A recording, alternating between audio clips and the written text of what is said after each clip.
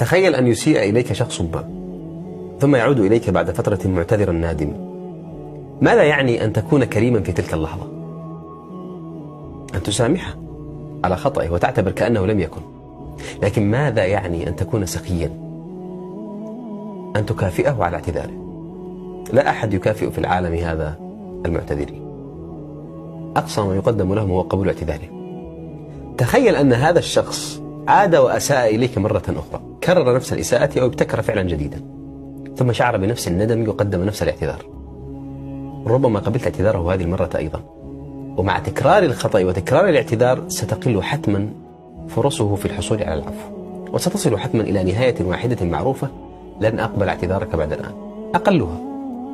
هذا هو السيناريو الإنساني الأكثر تفاؤلا في الخطأ والاعتذار. تصور أن العبد الذي يفعل نفس الفعل مع الله سبحانه وتعالى يذنب فيتوب، ثم يعود ليذنب فيتوب، يحصل على شهادة التقدير. أي والله لا أبالغ، شهادة تقدير. انظر ماذا قال الله عن نبيه أيوب: إنا وجدناه صابرا نعم العبد إنه أواب. ماذا تعني كلمة أواب؟ الإياب في اللغة العربية يعني العودة، والأواب هو من يكثر العودة. وكما هو معلوم كل عودة يجب أن يسبقها ذهاب، وكثير الإياب هو بالضرورة كثير الذهاب. ومع ذلك فإن الله يمدح العبد الذي يكثر العودة إليه. نعم العبد. هل هناك شهادة تقدير أعظم من هذا؟ تخيل أن العالم قد اجتمع على شخص ما وقرر منحه لقب الإنسان المثالي. كيف تتوقع أن تكون سلوكيات هذا الإنسان؟ هو إنسان يكاد يكون لا يخطئ، إنسان نموذجي. هذه صفات الطالب المثالي والموظف المثالي والزوج المثالي. أما الإنسان المثالي في شرع الله ليس قليل الخطأ، بل كثير التوبة، والآيات والأحاديث التي تشجع على التوبة كثيرة جدا، وكأنها عروض ترويجية يزرع بها الله حب التوبة في قلوب عباده.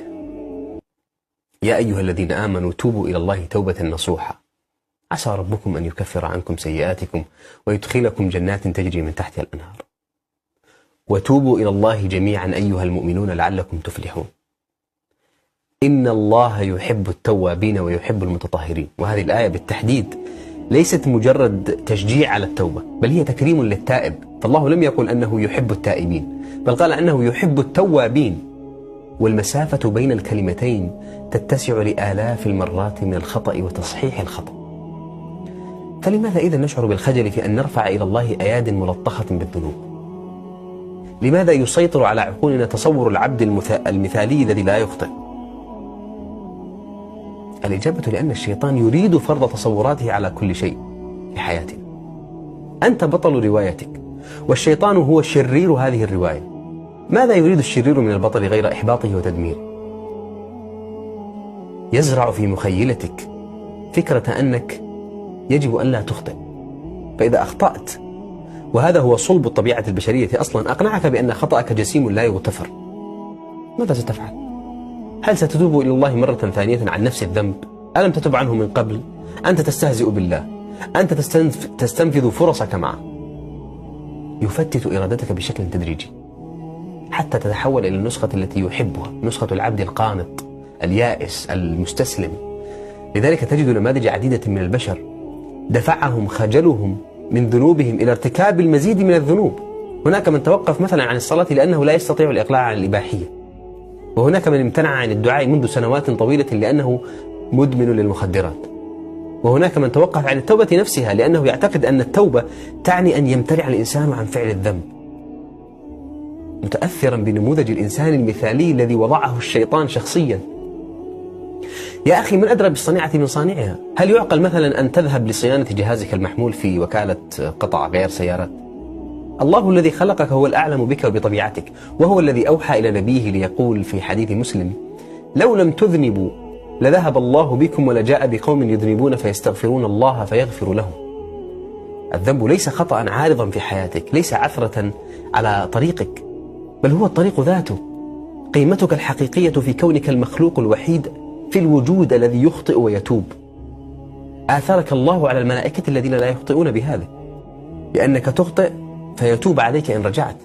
فلا تعتقد أن الخطأ ثغرة في الإيمان أو رقعة في ثوب محبة الله ورسوله. بالعكس، هم من هم خير مني ومنك أخطأوا أخطاء ربما لا يقع فيها معظمنا، يحمل أحد الصحابة إلى الرسول صلى الله عليه وسلم مخمورا فيقام عليه الحد، وما يلبث حتى يعود مرة أخرى، حتى أن أحد الصحابة قال عنه: لعنه الله ما أكثر ما يؤتى به. فنهاه النبي عن ذلك وقال له ولبقية الأمة من خلفه: لا تلعنوه، فوالله ما علمت إلا أنه يحب الله ورسوله. عجيب. لكن ذلك طبعا لا يعني أنك تتوب وأنت عازم في داخلك على تكرار الذنب. الله يعلم خائنة الأعين وما تخفي الصدور. إنما الإسلام دين لا يحتقر المخطئين، بل يشجعهم على النهوض والتوبة. دين يدعو إلى التصحيح المتواصل الذي لا ينتهي إلا بنهاية حياة الإنسان. لكن الشيطان لا يريد ذلك. عندما تخطئ لن تكون إنسانا سيئا، بل ستكون إنسانا فقط. سلام عليكم.